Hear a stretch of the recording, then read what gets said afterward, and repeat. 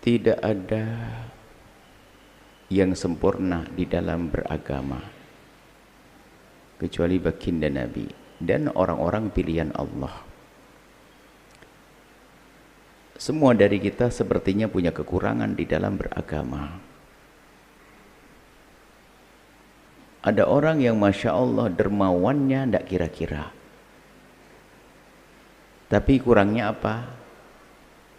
Salatnya. Ada orang dermawannya Masya Allah, salatnya rajin, kurangnya matanya jelalatan. Ada semacam itu. Coba, setiap orang kalau dia punya kelebihan dalam kebaikan-kebaikan, tentu ada sisi kekurangannya. Makanya pandangan yang adil itu jangan hanya melihat kekurangannya saja. Setiap orang lihat dia sudah menghafal Al-Quran, alhamdulillah. Kan begitu. Kadang kita memandang orang itu tidak tahu apa yang kita inginkan. Yang kita inginkan menjatuhkan orang, merendahkan orang. Apaan tuh pakai kerudung suka gunjing? Nah, pakai kerudung suka gunjing.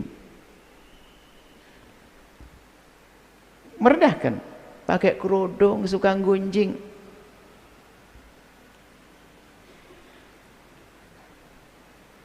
Ini pandangan yang merendahkan orang.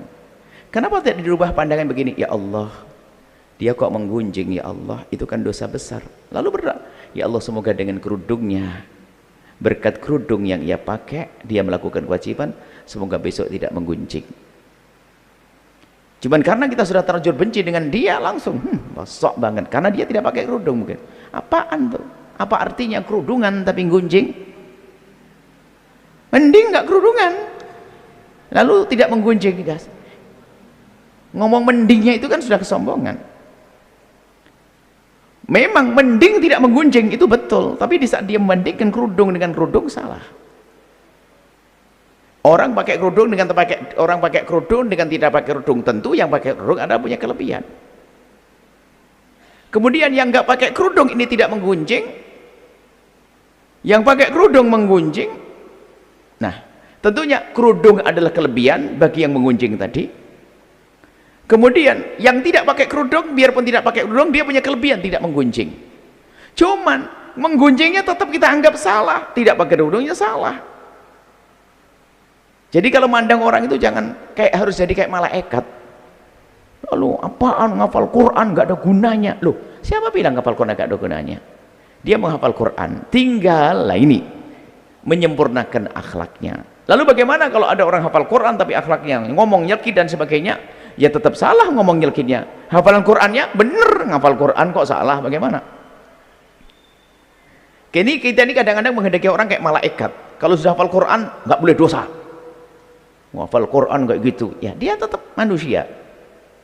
Dia hafal Quran, tapi ternyata tingkah lakunya ya dia nggak bener, dia tingkah lakunya jelek juga salah. Tapi jangan dihubung-hubungkan dengan Qurannya.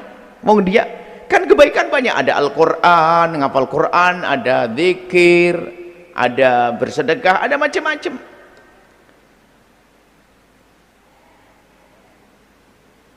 Yalah, gaya membanding-bandingkan ini merendahkan.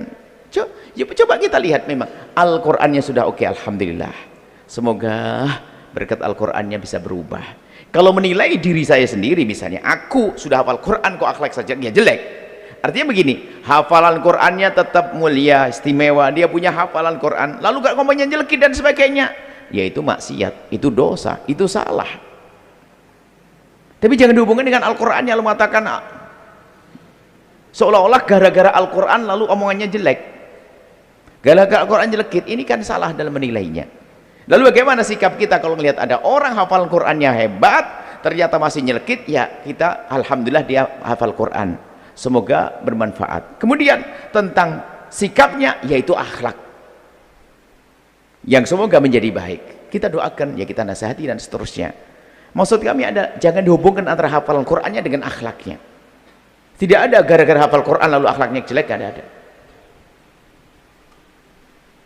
Ustadz melakukan ketidakbaikan, maksudnya apa? Dia sudah ngajar fikih tapi dia loh, Ustadznya benar dia, tapi maksiatnya tetap maksiat.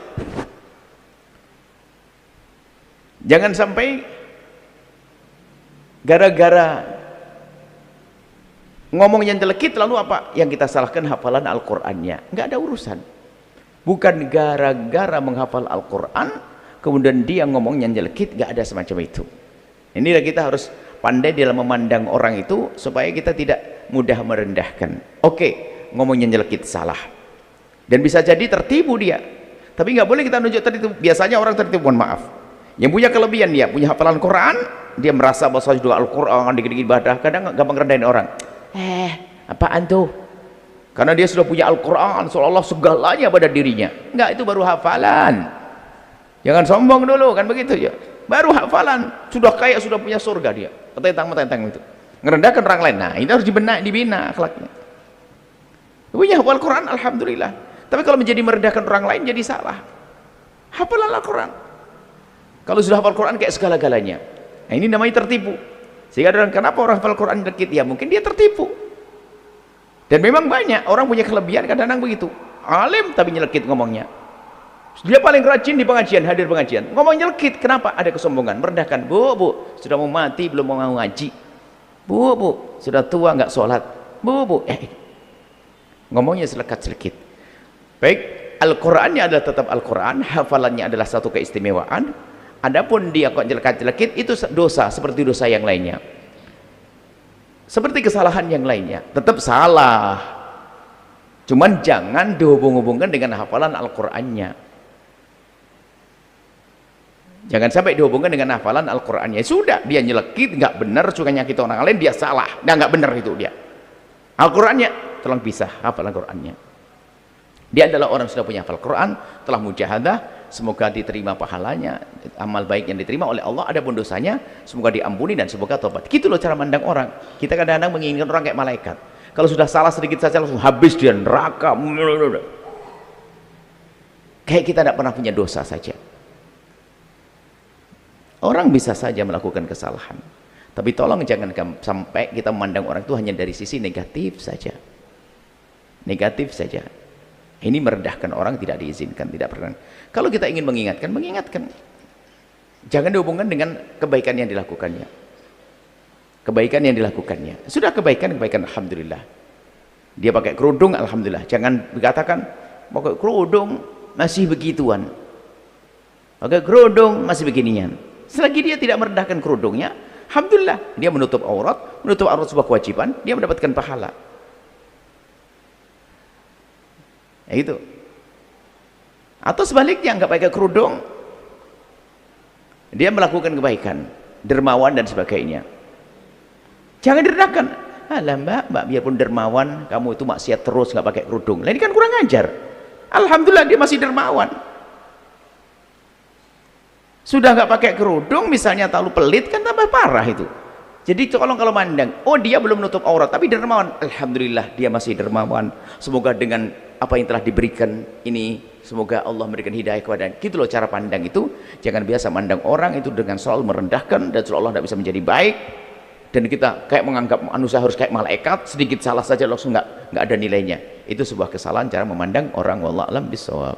Setelah Anda menyaksikan video ini, jangan lupa berselawat kepada baginda Nabi Muhammad sallallahu alaihi wa alihi wa sahbihi wasallam.